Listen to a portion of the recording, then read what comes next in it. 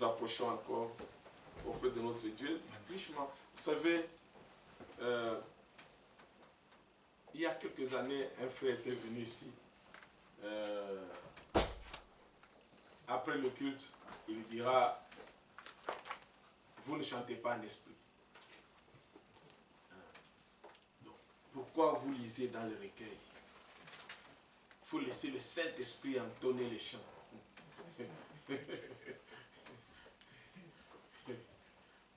Vous savez, les gens qui sont mal enseignés, ils ont des convictions qui sont en dehors de la Bible. C'est vrai. Quand, vous pouvez avoir une bonne conviction, une bonne détermination, mais quand tu es mal enseigné, tu ne comprends même pas ce que tu dis. C'est ça. Nos chants, c'est en même temps des prières. Oui, c'est ça. Oui. Nous, on n'a pas de chants Zambé, Akumama, Akumama. Tout le monde chante ça. Akumama, Apesanga, tout ça, c'est Bizembo Zembo. Nos chants c'est la parole chantée. Oui. Nos chants, ce n'est pas n'importe quoi. C'est la parole chantée. C'est en même temps des prières que nous adressons à notre Dieu. Oui. Ceux qui ont composé ces chants ont été inspirés par Dieu. Oui. C'est le même esprit qui a inspiré des hommes à écrire ce que nous lisons dans la Bible. C'est le même esprit qui a inspiré ceux qui ont composé les chants. C'est le même esprit.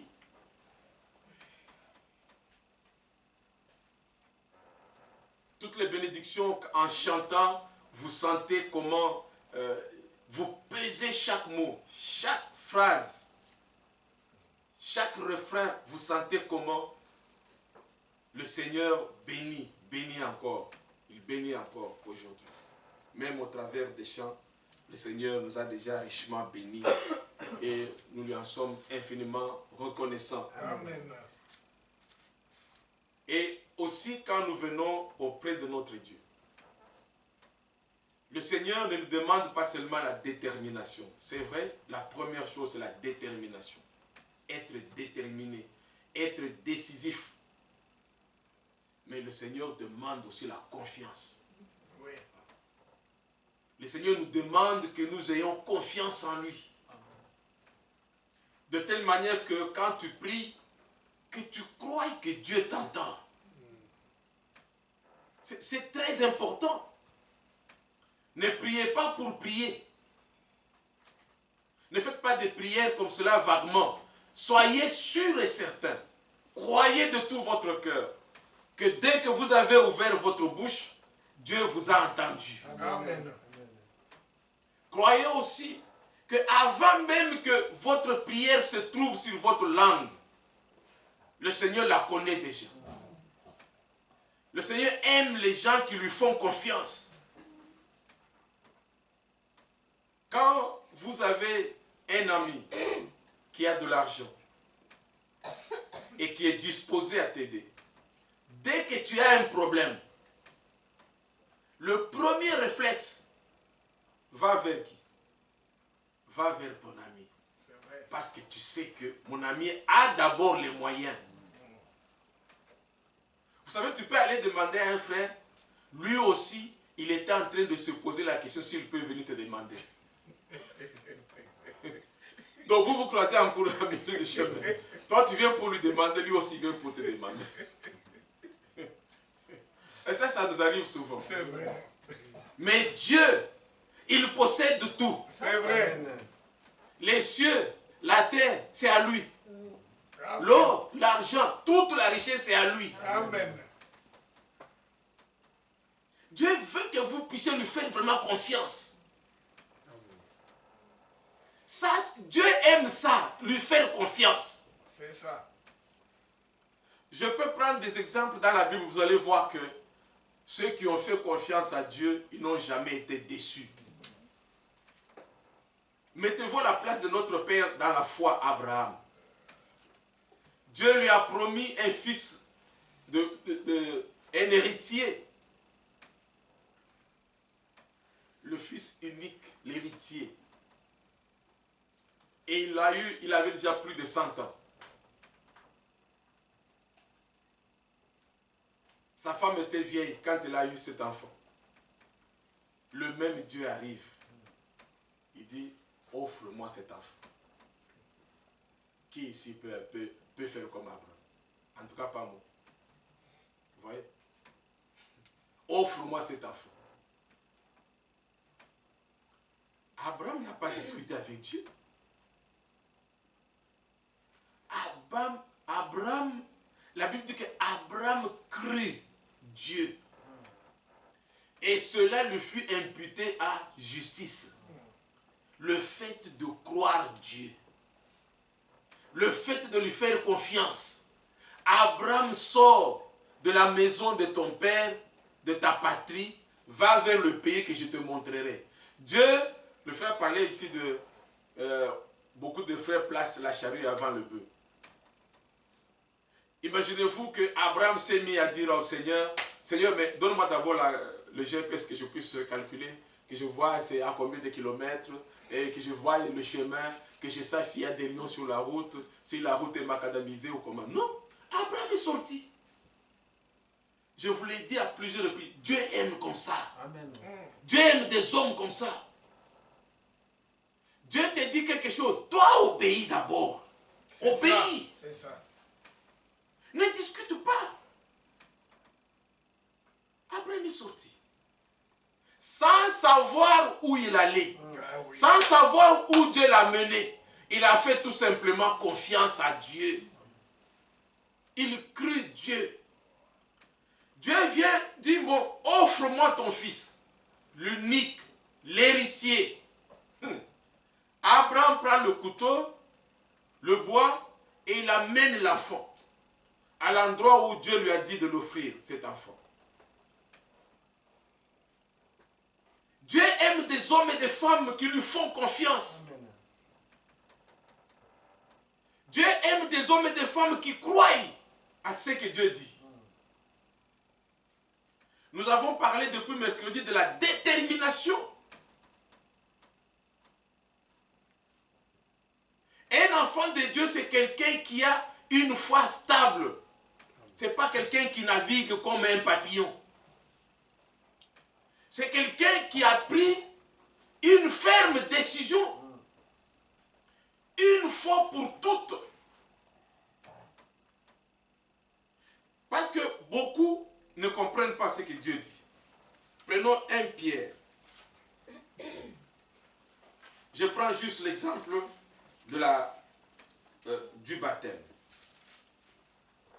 1 Pierre. 1 Pierre au chapitre 3. Le verset 21.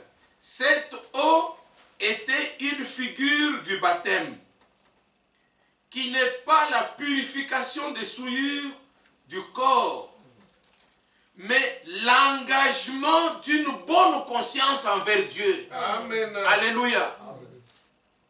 L'engagement d'une bonne conscience. Ne faites pas comme...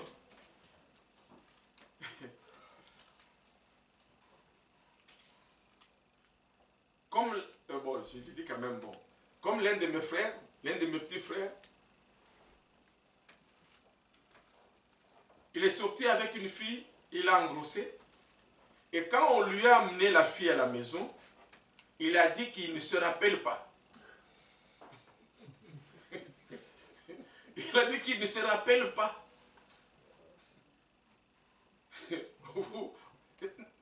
Ne dites pas un jour que je ne me rappelle pas avoir pris l'engagement de suivre Dieu. C'est pas possible. C'est un engagement d'une bonne conscience. C'est-à-dire que tu pèses le pour et le contre. Et tu prends une ferme décision. Tu prends à témoin les cieux et la terre. Tes frères et sœurs qui t'accompagnent au baptême, tu les prends aussi à témoin. Que moi, aujourd'hui, j'ai pris une ferme décision. Amen. Dieu n'aime pas des gens qui reculent tout le temps. Non. Il y a un chant que nous chantons, la chorale chante souvent ici. c'est lui qui met la main à la charrue C'est ça. et retire son épée. Il n'est pas digne. Un enfant de Dieu, ce n'est pas quelqu'un qui essaye. Bon, je vais essayer un peu aujourd'hui. Non! La Bible dit, tout ce que vous faites sans conviction est un péché. Oui. C'est ça. C'est-à-dire, je peux te donner un exemple. Tu viens avec ton enveloppe. Tu as mis ta dîme là-dedans. Puis tu dis, bon, que je donne quand même. Ça fait longtemps que je n'ai pas donné. S'il t'arrive telle chose, ça ne sert à rien de donner. Parce que tu n'es pas convaincu.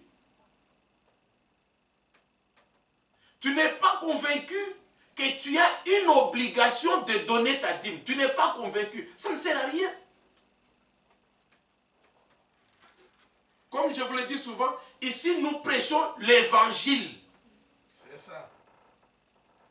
Notre but, c'est de vous conduire à Christ.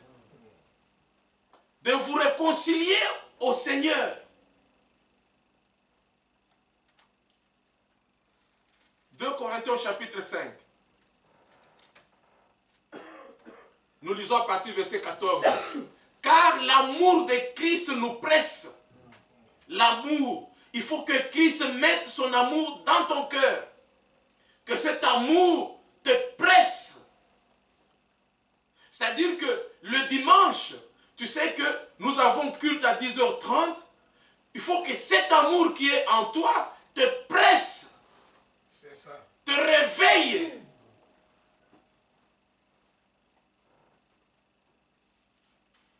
Te pousse à sauter tous les obstacles qui sont devant toi.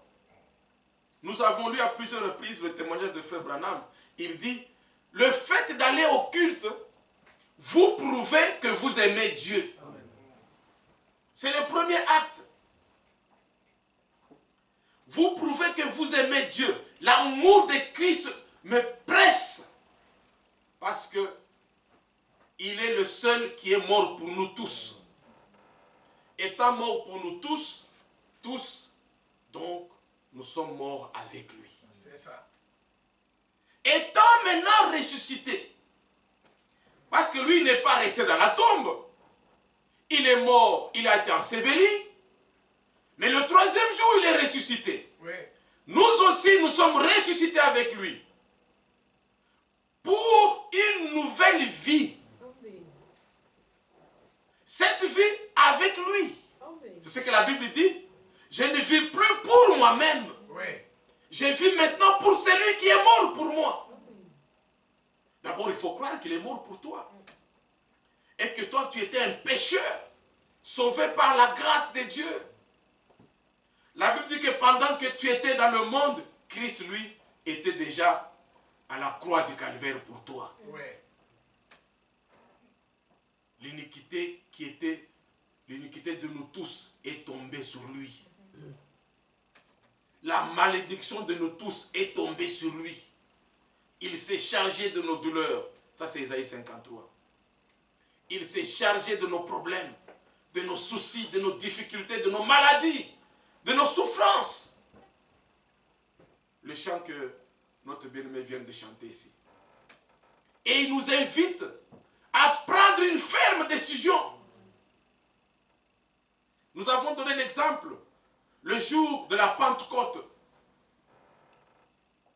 Des hommes et des femmes de la même nature que nous. Des hommes et des femmes ayant les mêmes problèmes comme nous. Quelques-uns même étant aussi malades. Ont écouté la même parole. La même parole. Ils ont pris une ferme décision. Ils ont dit au verset 37, hommes frères, que ferons-nous? Acte 2, verset 37.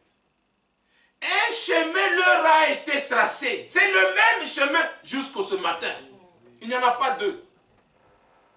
Repentez-vous et que chacun de vous soit baptisé au nom du Seigneur Jésus-Christ. Parce qu'il y a une suite à cela, pour la rémission de vos péchés. Pour que vos péchés vous soient pardonnés. Il faut passer par la repentance. Il y a quelques temps, quelques années, pas très longtemps, des fausses doctrines circulaient. On disait aux frères qu'on ne peut plus parler du péché dans l'église. Dieu merci, les frères ont fait demi-tour. Nous louons Dieu pour tous ceux qui se répandent. C'est ça. Et qui reviennent sur le droit chemin. La repentance sera prêchée au nom du Seigneur Jésus-Christ dans l'église. C'est le socle même de la foi. Tu ne peux pas te réconcilier avec Dieu si tu ne te répands pas. Si tu ne reconnais pas tes fautes. Venez et plaidons. Même si vos péchés sont rouges comme de la cramoisie, le Seigneur est capable Amen. de les purifier, de te rendre pur. Mais il faut que tu le connaisses. Il faut que tu le témoignes. Il faut que tu le confesses. C'est ça. Dieu n'est pas un magicien qui vient, tu n'as pas demandé pardon et Dieu te dit, tu es pardonné. Non. Tu es pardonné de quoi? De quelque chose que tu n'as pas reconnu toi-même. Le pardon nous a déjà été accordé. Amen. Maintenant, c'est à toi, c'est à moi d'aller prendre ce pardon Amen. en reconnaissant ce que je suis, C'est ça. en reconnaissant ce que j'ai fait, en reconnaissant mes faiblesses. Et la Bible dit dans 2 Corinthiens chapitre 5, si vous lisez, vous continuez, la Bible dit, car Dieu était en Christ pour se réconcilier avec les hommes, en n'imputant point aux hommes leurs offenses. C'est ça. Et il a mis en nous la parole de la réconciliation. Amen. L'évangile du salut, c'est l'évangile du royaume. Amen. L'évangile du royaume, c'est l'évangile de la réconciliation avec Dieu. C'est ça, même le message du temps de la fin. C'est la réconciliation avec Dieu. C'est que chacun, chacune prenne au sérieux sa foi, Amen. sa vie chrétienne. Que ça ne soit pas comme on dit vulgairement en français, jouer au yo-yo. Non! Un chrétien, c'est quelqu'un qui a pris une ferme décision. En âme et conscience. Le frère l'a dit tout à l'heure, c'est pas pour un petit rien. Tu es le premier à baisser les bras. Non!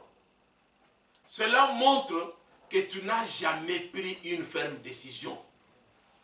Parce que le jour que tu prendras honnêtement, sincèrement, fermement une ferme décision, le Seigneur va t'accorder sa grâce. C'est ça.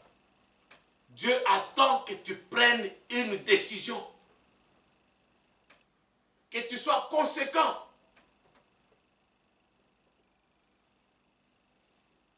Et une fois que tu as pris la décision, il faut fructifier cette décision. Oui. Tu ne dois pas faire comme, vous savez, quand vous avez allumé le feu. Bon, ici, vous ne savez pas comprendre beaucoup de choses parce que vous avez l'électricité qui sort dans le mur. Ou le gaz. Ça sort dans le mur. Michel ne connaît pas, c'est que mettre un bois et allumer le feu. Mais chez nous, on a les macales. Tu as allumé les macales. Les macales que tu as allumées là, il faut venir encore souffler. Oui. Tu as allumé, très bien. Mais il faut encore souffler. Pour que les macales continuent à briller et à donner de l'énergie. C'est pareil que le bois que tu mets dans les cônes, le bois. Il faut venir s'arcler, retourner pour que ça maintienne le feu. Il en est de même de la vie chrétienne. Tu as besoin de revenir encore. Revérifier. C'est ça. 2 Corinthiens chapitre 13 verset 5. Examine-toi toi-même. Amen. Pas par rapport à autrui. Chaque jour, le chrétien, c'est celui qui regarde sa vie. Est-ce que tu avances? Est-ce que tu fais du surplace? Ou bien tu recules? Il n'y a que 3 choses. Ou tu avances, ou tu fais du surplace, ou tu recules. Ceux qui reculent, la Bible les appelle les rétrogrades. Rétrograder. Rétropédaler. C'est-à-dire qu'il fait un pas en avant et 4 chutes en arrière. Bon, Dieu t'encourage encore, tu te mets debout. Demain, 2 pas en avant, 10 chutes en arrière. Non! Ça, ce n'est pas une marche. Imagine-toi que quand tu fais 10 pas en arrière, le Seigneur vient. Tu ne vas pas lui dire, Seigneur, j'avais prié longtemps. Seigneur, j'étais vraiment un bon chrétien avant. Tu vas te justifier comment? Parce que la Bible dit, ceux qui étaient prêts entrèrent. C'est ça. Matthieu 25. Ceux qui étaient prêts. Donc nous devons être prêts tous les jours. C'est vrai. Je vous le dis, bien-aimés frères et sœurs, la première chose, c'est une décision à prendre. Si tu ne l'as pas encore prise, ce n'est pas encore trop tard. Il faut prendre cette décision. Nous avons évolué dans la semaine. Nous avons parlé que cette décision, il faut la fructifier. Il faut écouter le conseil de Dieu. C'est ce que j'ai dit tout à l'heure. Il faut venir à l'église pour écouter la parole. Sans laquelle tu ne peux pas progresser dans ta foi. Parce que dans la parole de Dieu, il y a des bons conseils. Nous avons lu, tout ce qui sort de la bouche de Dieu est vrai, est correct. Il y a la lumière dans ce que, la clarté dans ce que Dieu dit. Il faut écouter le conseil. Il faut préférer les conseils de Dieu que l'argent. Oui. C'est-à-dire, il faut donner la priorité à la parole de Dieu. La priorité à la parole de Dieu, sans laquelle tu ne peux pas progresser. J'ai cité tout à l'heure 1 Pierre au chapitre 2. 1 Pierre au chapitre 2, regardez.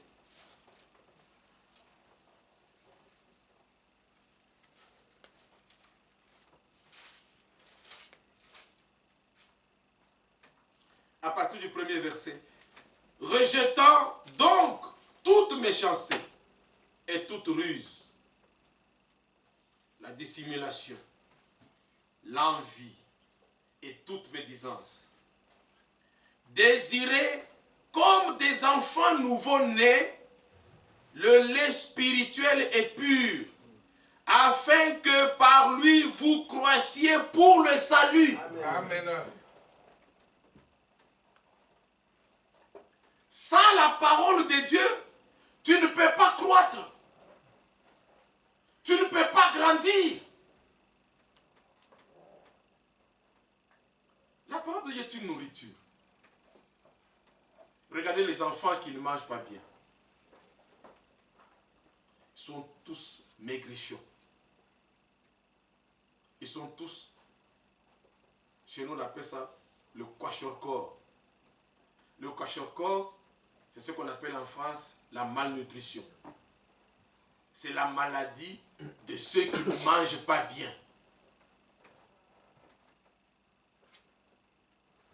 Tu prends cette personne qui ne mangeait pas bien, qui avait un mauvais visage,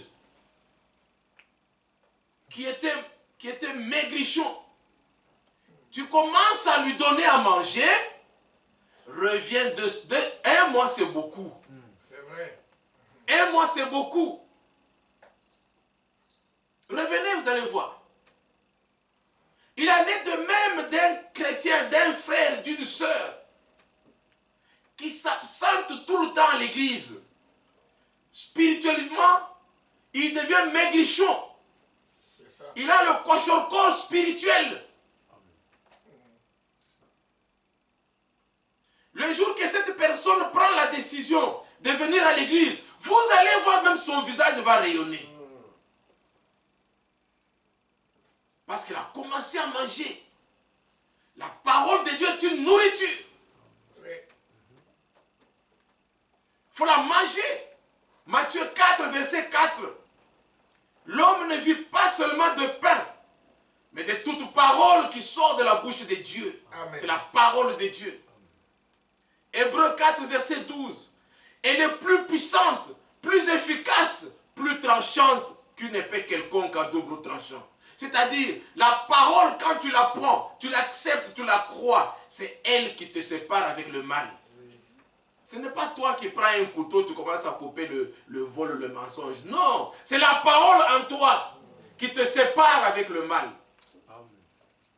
2 Timothée au chapitre 3, verset 16. Toute écriture est inspirée de Dieu. Oui. Elle est utile pour enseigner. La parole t'enseigne. Nous avons lu le psaume, c'est Proverbe 22. Proverbe 22. Le Seigneur dit, je veux t'enseigner toi. Ah, c'est le Proverbe 22. Je veux t'enseigner. Te donner des paroles sûres, certaines, afin que tu les graves dans ton cœur. Au moment opportun, que tu puisses sortir cette vérité qui est en toi. Oui. La parole elle est puissante. Quand tu as la parole en toi, même les démons ont peur de toi. C'est ça. Parce que les démons regardent ce qui est en toi. Ils ont dit, ô Fils de Dieu, qu'y a-t-il entre nous et toi? Laisse-nous dans cet homme ici. Nous avons érigé notre domicile ici. Le Seigneur dit, non, non, non, non, non. Sortez. Sortez. Allez, il y a des pourceaux là-bas, il y a des cochons. Allez entrer dans les cochons. Et ils sont sortis. Ils ont libéré l'homme. Quand tu as la parole, tu as la puissance de Dieu en toi. Amen. Tu peux commander. Tu peux dire à la maladie, sors de moi. Parce que tu as la puissance de Dieu. Tu peux chasser le problème. Tu peux chasser la difficulté. Tu peux mettre dehors ton souci qui te dérange. Et marcher dans la paix. Parce que Dieu te donne de bons conseils. Des conseils de bon sens. Oui. Ne viens pas regretter un jour. Oh, tu commences à dire, oh, si je le savais, si je le savais. C'est maintenant que tu dois le savoir. Oui. Dans le livre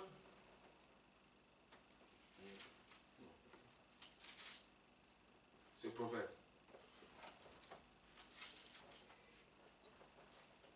Proverbe.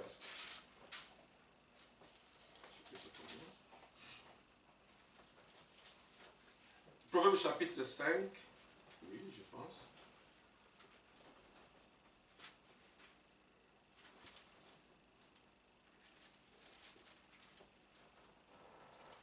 À partir du verset 11 jusqu'au verset 13. De peur que tu ne gémisses près de ta faim, quand ta chair et ton corps se consumeront. Et que tu ne dises, comment donc ai-je pu haïr la correction? Ouais. Et comment mon cœur a-t-il dédaigné la réprimande? Comment ai-je pu ne pas écouter la voix de mes maîtres? Ne pas prêter l'oreille à ceux qui m'instruisaient. Alléluia. Amen. Nous venons à l'église pour être instruits. Oui. pour recevoir des conseils de bon sens. Mais si tu méprises déjà ceux qui t'enseignent, comment veux-tu que Dieu te bénisse? Tu as déjà du mépris. Tu ne crois en rien. Aucune décision. Nous l'avons dit l'autre jour. On ne sait pas si tu as cru. On ne sait pas si tu n'as pas cru. On ne sait pas. On ne sait pas si tu es enfant de Dieu. On ne sait pas si tu ne l'es pas. On ne sait pas si tu aimes. On ne sait pas si tu n'aimes pas. Mais les jours de la Pentecôte, on a vu deux camps. Il y a le camp de ceux qui ont dit clairement qu'eux, ils n'aiment pas. Et il y a aussi l'autre camp de ceux qui ont dit clairement qu'eux, ils aimaient. Dieu veut que tu prennes une décision. Que tu sois conséquent. Mets la timidité de côté, prends la décision de dire j'aime Dieu ou je n'aime pas Dieu. Apocalypse chapitre 3, l'âge de la Odyssée, c'est l'âge le plus mauvais. Prenez 2 Timothée au chapitre 3.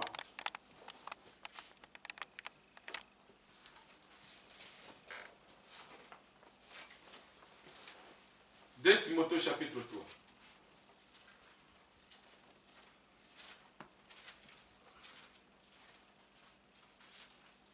Nous lisons à partir du premier verset. Sache que dans les derniers jours, il y aura des temps difficiles. Nous y sommes. Il y aura des temps difficiles. Quels sont les temps difficiles? Car les hommes seront égoïstes, amis de l'argent, fanfarons, hautains, blasphémateurs, rebelles à leurs parents, ingrats, irréligieux, insensibles, déloyaux, calomniateurs, intempérants, cruels, ennemis des gens de bien, traîtres, emportés, enflés d'orgueil, aimant le plaisir plus que Dieu. Toi, tu es où?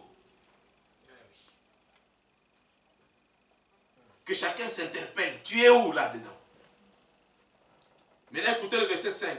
Ayant l'apparence de la piété, mais reniant ceux qui en fait la force. Amen. Éloigne-toi de ces hommes-là. Des koussi-koussa. On ne sait pas réellement s'il a cru ou s'il n'a pas cru. Mais les œuvres l'accusent. Les œuvres déterminent ce qu'il est réellement. Est-il irréligieux? Traître, intempérant, insensible. Comment la parole ne peut pas te toucher, toi? Quel genre de cœur tu as?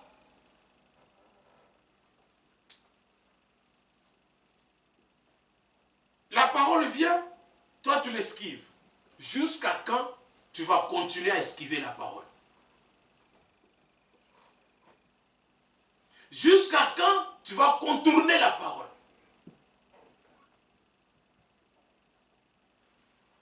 N'attends pas ce jour-là que tu viennes me dire, Seigneur, mais Seigneur, j'allais à l'église. Non. Tu allais, mais tu n'avais pas pris la décision. C'est ça. C'est-à-dire que venir à l'église, ne pas prendre la décision, c'est la même chose de celui qui ne vient pas à l'église. Est-ce que vous avez des oreilles, vous m'entendez? Oui. C'est la même chose. Sauf celui qui ne vient pas à l'église, il est comme quelqu'un qui donc, sur qui la pluie ne tombe pas. Il est à l'abri. Mais toi aussi tu viens à l'église avec ton parapluie. Quand la pluie tombe sur le parapluie, mais tu es à l'église. La parole tombe sur l'incrédulité. Tu n'es pas mouillé. Ça dit que celui qui reste à la maison n'est pas mouillé. Toi qui viens à l'église, tu n'es pas mouillé. Vous êtes pareil. C'est vrai. Il faut prendre une ferme décision. Le Seigneur dit, j'aime ceux qui m'aiment. Oui. Prouve que tu aimes Dieu.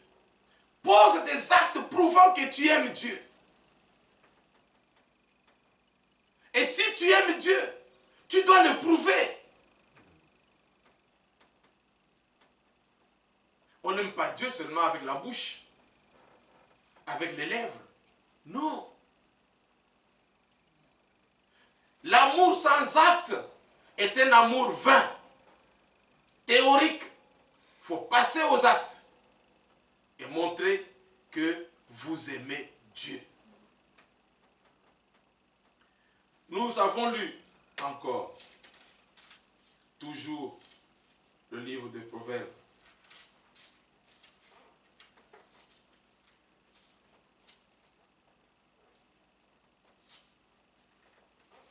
Au chapitre 1er. Vous pouvez lire, en tout cas depuis le début, Proverbe nous dit déjà beaucoup de choses. À partir du premier verset, Proverbe de Salomon, fils de David, roi d'Israël. Pour connaître la sagesse et l'instruction, pour comprendre les paroles de l'intelligence, pour recevoir des leçons de bon sens, de justice, d'équité et de droiture, pour donner aux simples du discernement.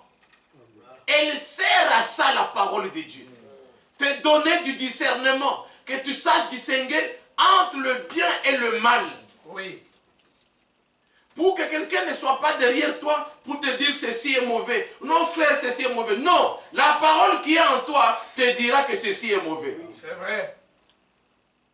Pour te donner des leçons de bon sens, des leçons de justice, d'équité et de droiture. Au jeune homme de la connaissance et de la réflexion, que le sage écoute. Écoute quoi? La parole de Dieu. Et il augmentera son savoir. Amen. Alléluia. C'est ce que j'ai dit tout à l'heure.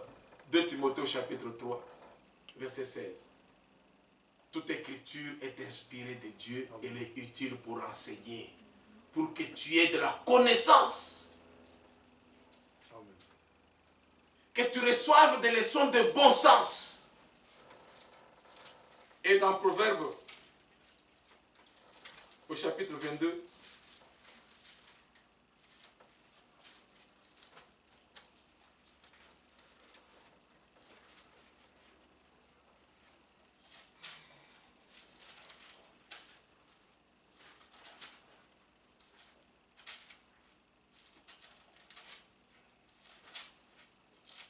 nous avons lu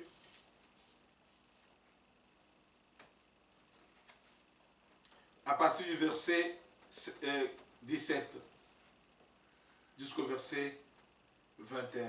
Prête l'oreille et écoute les paroles des sages. Applique ton cœur à ma science, car il est bon que tu les gardes au-dedans de toi. Amen. Et qu'elles soient toutes présentes sur tes lèvres, afin que ta confiance repose sur l'Éternel. Je veux t'instruire aujourd'hui. Oui, toi. N'ai-je pas déjà pour toi mis par écrit des conseils et des réflexions pour t'enseigner des choses sûres, des paroles vraies, afin que tu répondes par des paroles vraies à celui qui t'envoie. Amen. Dieu a déjà tout mis par écrit. Nous avons la Bible. C'est notre référence. Avant de poser un acte, un enfant de Dieu se pose toujours la question, que dit la Bible? Que dit la parole? Et si tu ne connais pas ce que dit la parole, c'est la raison pour laquelle tu viens voir les anciens. Ils vont te dire ce que dit la parole à propos de ce que tu cherches. C'est ça le rôle de venir à l'église. C'est ça le rôle des serviteurs établis à l'église. C'est pour qu'ils nous montrent le chemin à suivre. Par rapport à un problème, Dieu leur a donné la capacité de nous conduire dans les Écritures pour nous montrer ce qui est bon et ce qui est juste.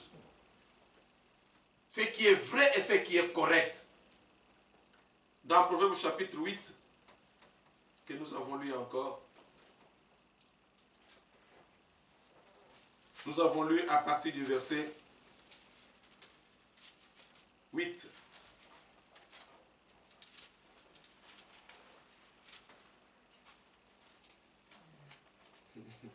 Non. Je peux aller même jusqu'au... On peut commencer au verset 4. Proverbe chapitre 8. Homme, c'est à vous que j'écris. Et ma voix s'adresse au Fils de l'homme. Stupide, apprenez le discernement. Insensé, apprenez l'intelligence. Écoutez, car j'ai de grandes choses à dire. Et mes lèvres s'ouvrent pour enseigner ce qui est droit. Amen. Car ma bouche proclame la vérité. Et mes lèvres ont en horreur le mensonge.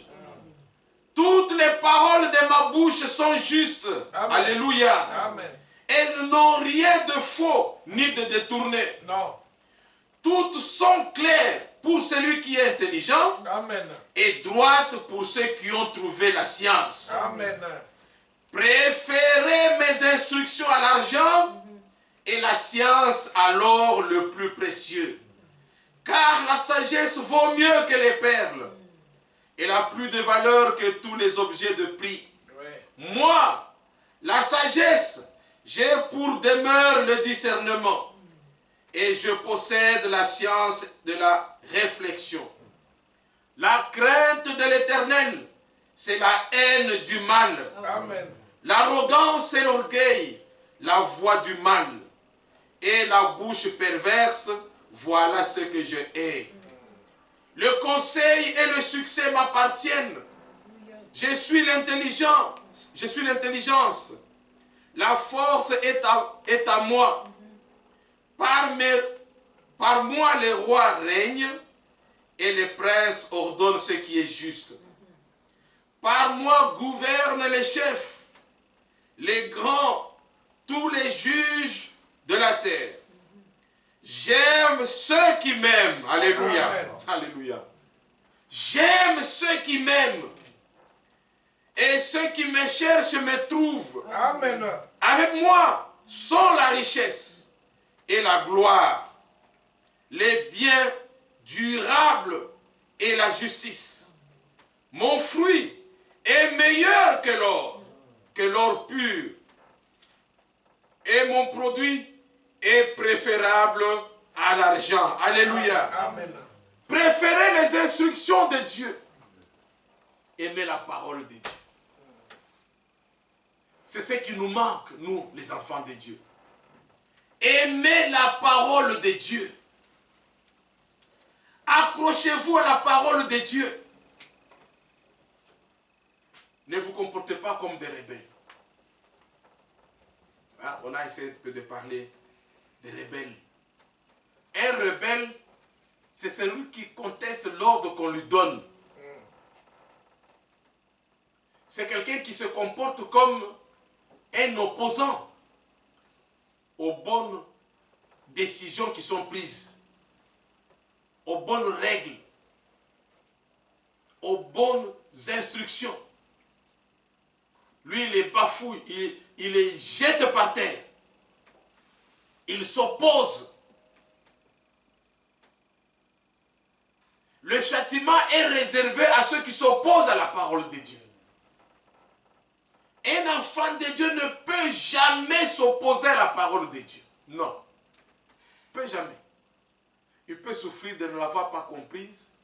Il peut souffrir de n'avoir pas eu la possibilité, la facilité, la capacité de la mettre en pratique.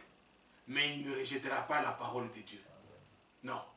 Un enfant de Dieu ne peut pas rejeter. Son existence même est liée à la parole de Dieu. Il ne peut pas. Sa nature même, c'est la nature de la parole de Dieu. Il peut souffrir de ne l'avoir pas mise en pratique. Ça, c'est normal. Et c'est pour cela qu'il prie. Pour que Dieu lui donne la force. Que Dieu lui donne le courage. Notre frère Jean-Marie a parlé tout à l'heure de ceux qui mettent la charrue avant le bœuf. Regardez, prenons Philippiens. Philippiens au chapitre 1er.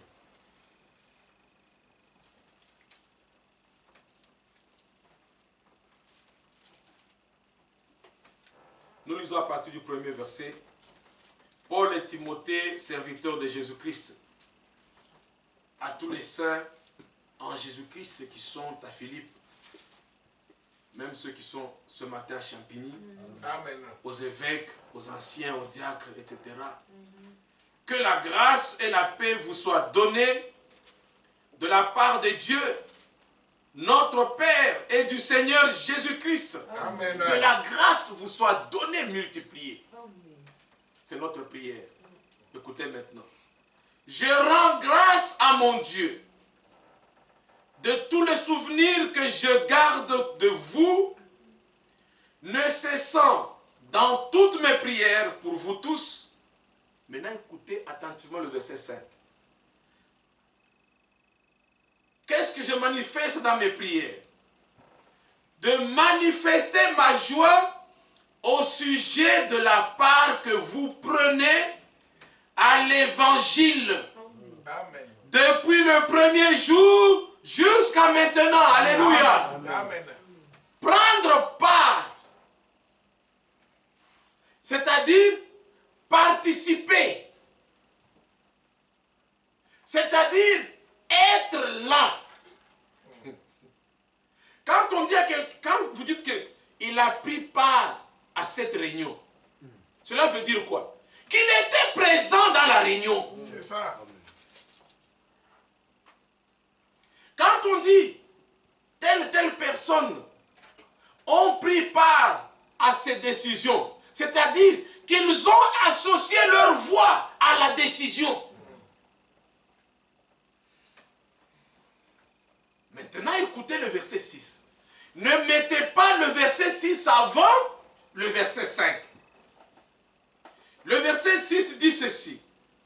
Je suis persuadé que celui qui a commencé en vous cette bonne œuvre la rendra parfaite pour le jour de Jésus-Christ. Amen. Beaucoup de frères lisent seulement le verset 6. Ils disent, mes frères, regardez. C'est lui qui a commencé à moi. Il va achever. Nous disons Amen. Amen. Mais il va achever quoi? Tu n'as pas pris part. C'est ça. Tu ne t'es pas joint. Tu n'as pas pris de décision. Mais il va achever quoi? Il va achever quoi? D'abord, tu t'es joint. C'est ça. Il y a un verset qui... C'est dans Hébreu. Hébreu. Allons dans Hébreu. Cherchons ce verset-là.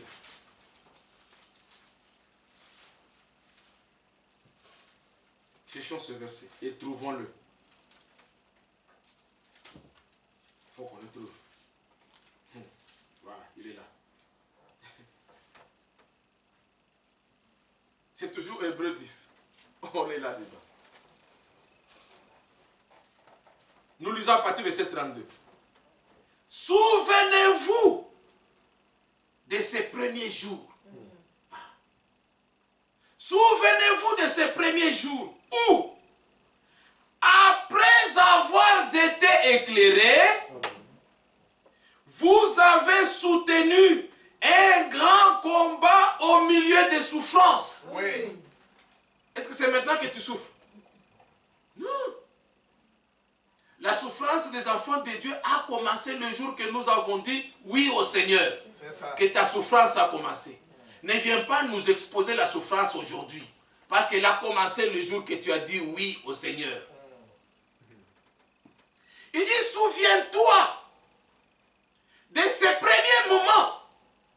Après avoir été éclairé, tu as pris une ferme décision. Amen. Malgré les souffrances dans lesquelles tu vivais. Et tu as soutenu ce grand combat. Le combat de la foi. D'une part, exposé comme un spectacle aux opprobres et aux afflictions. Et de l'autre, vous associant à ceux dont la position était la même. Amen. Après avoir été éclairé, Amen. tu as choisi une assemblée. Tu as dit, c'est celle-ci mon assemblée. Tu t'es associé aux frères qui avaient la même position que toi. Qui ont soutenu aussi le combat. Malgré les souffrances, malgré les problèmes, malgré les soucis, malgré les difficultés. Maintenant écoutez. En effet, verset 34. Vous avez eu de la compassion pour les prisonniers. Et vous avez accepté avec joie l'enlèvement de vos biens. Ça c'est exercer l'hospitalité. Ça se résume comme cela. Maintenant vient la parole d'introduction que nous avons eue. Verset 35.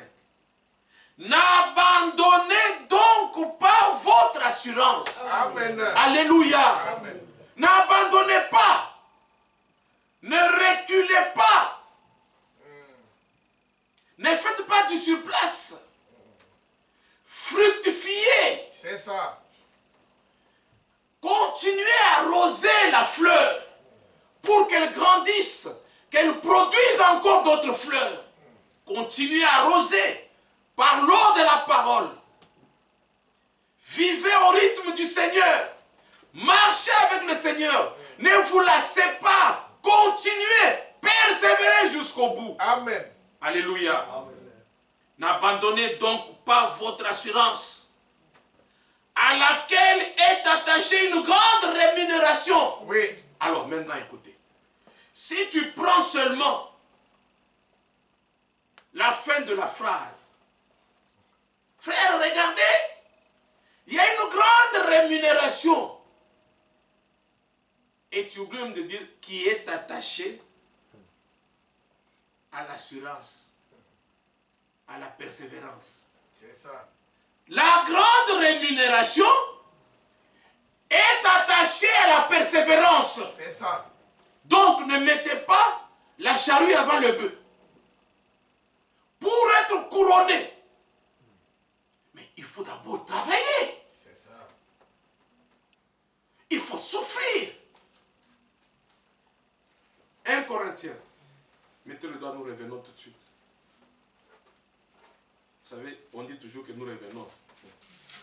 Mais vous savez comment ça se passe ici. C'est 1 Corinthiens chapitre 9, si je ne me trompe pas.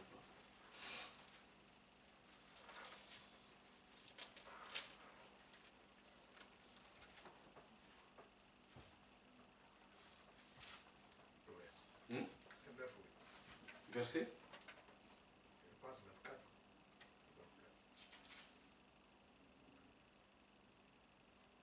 Ah, merci, merci.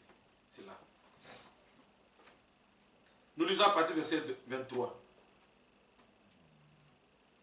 J'ai fait tout à cause de l'évangile afin d'y avoir part. Amen. Alléluia. Eh oui.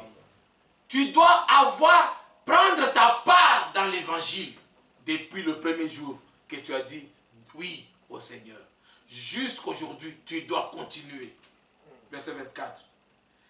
Ne savez-vous pas que ceux qui courent dans le stade courent tous, mais qu'un seul remporte le prix? Oui. Courez de manière à le remporter. Alléluia. Oui.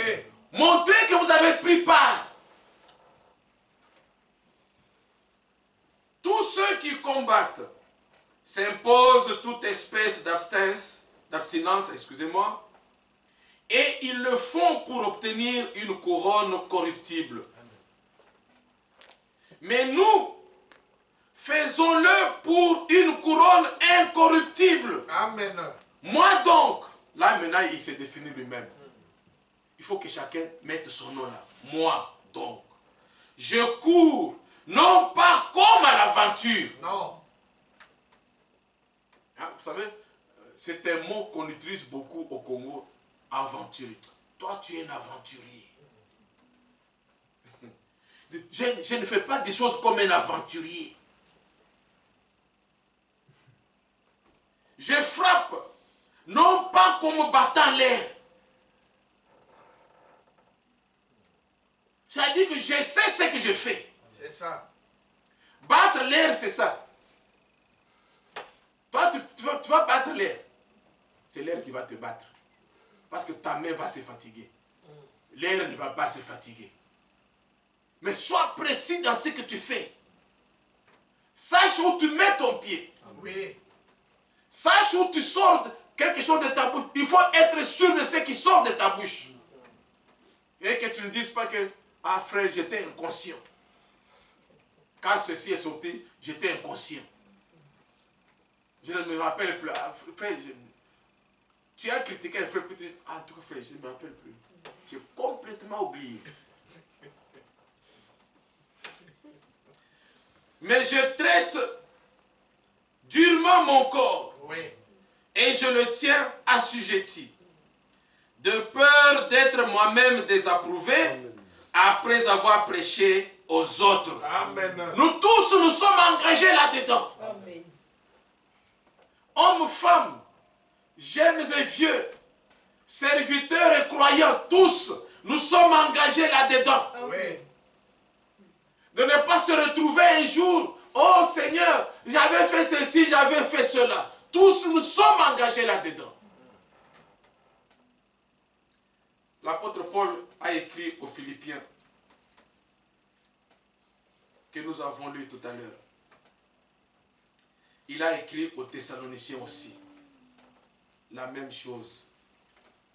Avant de revenir sur Hébreu, regardez ce que l'apôtre Paul écrit aux Thessaloniciens.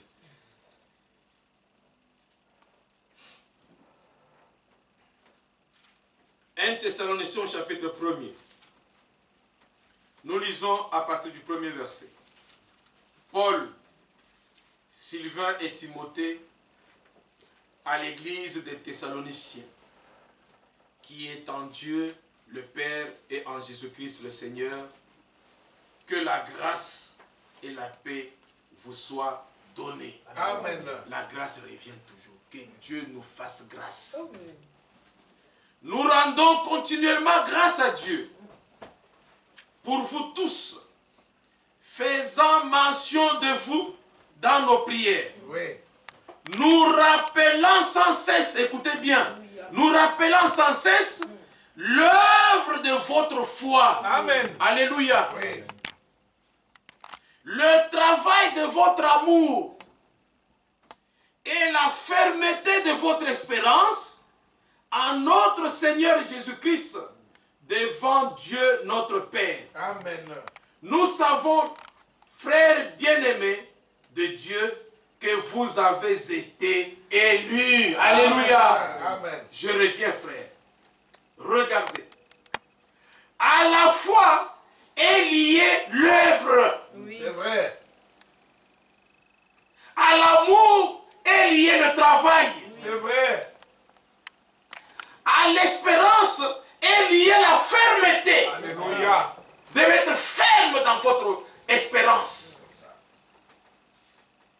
Un chrétien, c'est quelqu'un qui, même si on vient, on lui amène, on lui met un revolver sur la tempe, on lui dit, renonce le Seigneur, ou sinon je tire. Il dira, tire mon ami, tire. Je ne vais pas renoncer.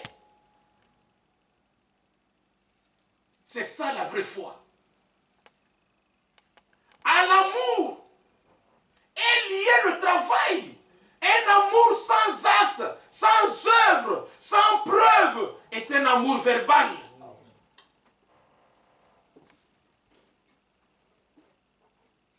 Alors l'apôtre Paul continue, il dit au verset 5. Notre évangile ne vous a pas été prêché en parole seulement, mais avec puissance, avec l'Esprit Saint et avec une pleine persuasion.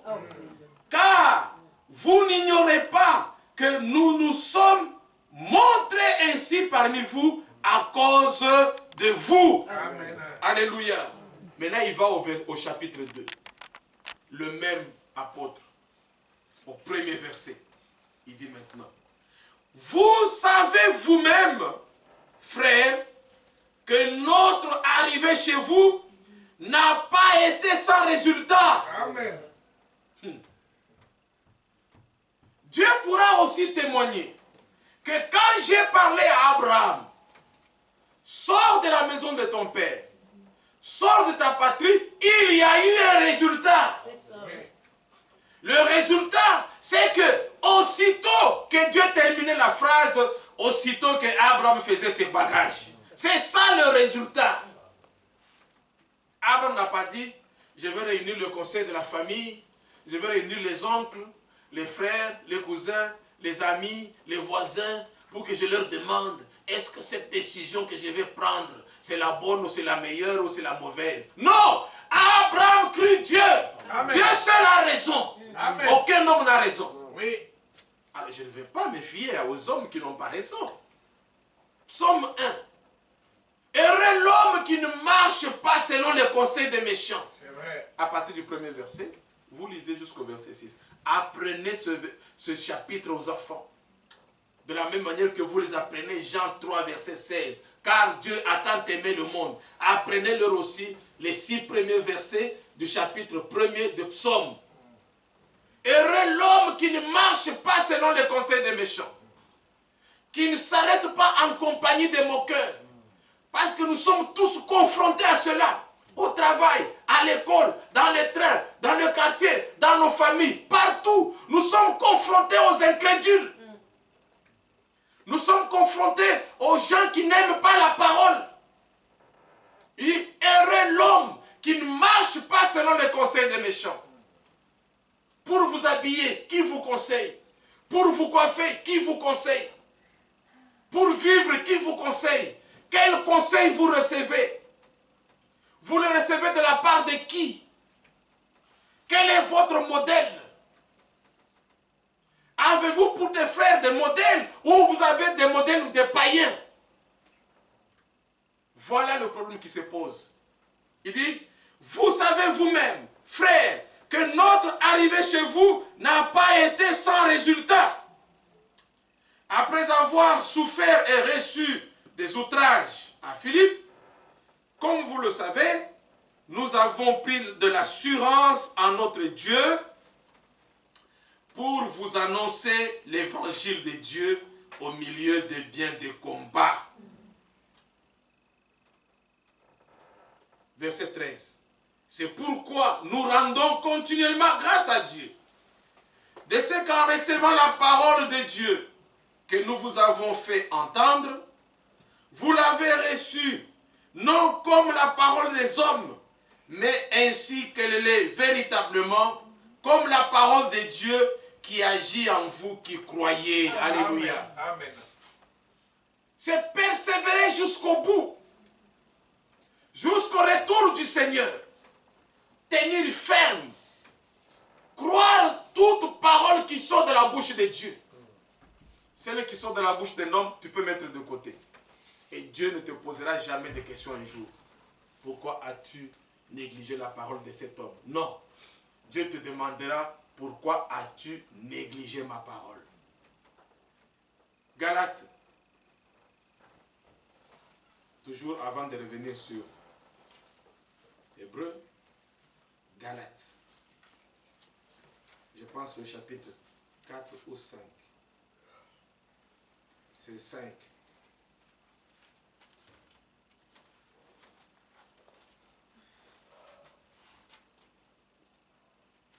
Galates au chapitre 5. Nous lisons à partir du premier verset. C'est pour la liberté que Christ nous a affranchis. Demeurez donc fermes Et ne vous laissez pas mettre de nouveau sous le joug de la servitude. Le Seigneur nous a déjà affranchis. Le Seigneur a manifesté sa grâce, son amour. C'est à moi, c'est à toi, c'est à elle, c'est à lui, c'est à nous de demeurer fermes. Au verset 5. Pour nous, c'est de la foi que nous attendons, par l'Esprit, l'espérance de la justice. Car en Jésus-Christ, ni la circoncision, ni l'incirconcision n'ont de valeur, mais seulement la foi qui est agissante par l'amour. Amen. Alléluia, c'est ce qui a de l'importance. La foi qui est agissante, la foi qui est au travail, la foi qui est dans l'œuvre, la foi qui produit ses effets. Alors, l'apôtre continue en nous posant cette question, que chacun se la pose. Verset 7. Vous couriez bien. Qui vous a arrêté pour vous empêcher d'obéir à la vérité? C'est ça. Cette influence, dit le verset 8, ne vient pas de celui qui vous appelle. Alléluia. Amen. Ah, c'est l'ennemi qui vient par divers moyens, pour t'empêcher d'obéir à la vérité, pour t'affaiblir, pour que tu baisses les bras, pour que tu ne prennes pas de fermes décisions, pour que tu fasses du surplace, et voire même que tu rétrogrades, que tu recules. Alors que Dieu avance, toi, soit tu fais du surplace, soit tu recules, soit tu abandonnes. Dis, mais vous couriez bien. Souviens-toi de ces jours, de ces moments. Après avoir été éclairés, vous avez pris une ferme décision. Parce que vos yeux ont vu, vos oreilles ont entendu, vous avez été éclairés. Qu'est-ce que vous en avez fait de l'éclaircissement? Qu'est-ce que vous en avez fait de la grâce de Dieu? Qu'est-ce que vous en avez fait de l'amour de Dieu? Qu'est-ce que vous en avez fait de l'offre de Dieu? 2 Corinthiens chapitre 6, 2 versets clés, le premier et le deuxième. Puisque nous travaillons avec le Seigneur Jésus, nous vous en supplions, nous vous commandons, nous vous recommandons, pas commandons, nous vous recommandons, au nom du Seigneur Jésus-Christ, de ne pas prendre la grâce de Dieu en vain. Au verset 2, car il y a toujours un temps de la visitation de Dieu, un temps où Dieu te tend la main, un temps où Dieu vient te solliciter. Ce temps-là n'est pas éternel. Ce temps-là a un début et ce temps aura aussi une fin. Dans 1 Corinthiens au chapitre 18, non, 1 Corinthiens au chapitre 15,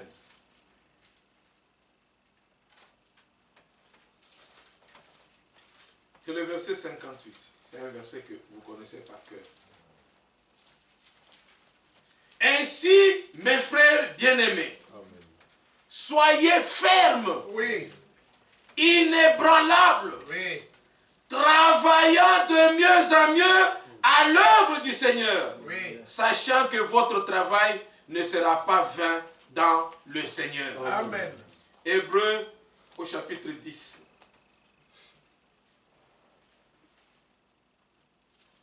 Je reprends le verset 35. N'abandonnez donc pas votre assurance, à laquelle est attachée une grande rémunération. Car vous avez besoin de persévérance, afin qu'après avoir accompli la volonté de Dieu, vous obteniez ce qui vous est promis. Amen. Encore un peu de temps, celui qui doit venir viendra. Et il ne tardera pas. Oui. Et mon juste vivra par la foi. Mais s'il se retire, mon âme ne prend pas plaisir en lui. Oui. Nous Nous ne sommes pas de ceux qui se retirent pour se perdre, Non. mais de ceux qui ont la foi pour sauver leur âme. Alléluia. Amen. Amen. Que le Seigneur vous bénisse richement. Amen. Mettons-nous debout quand minuit sonne. Dans la prière, quand minuit sonne,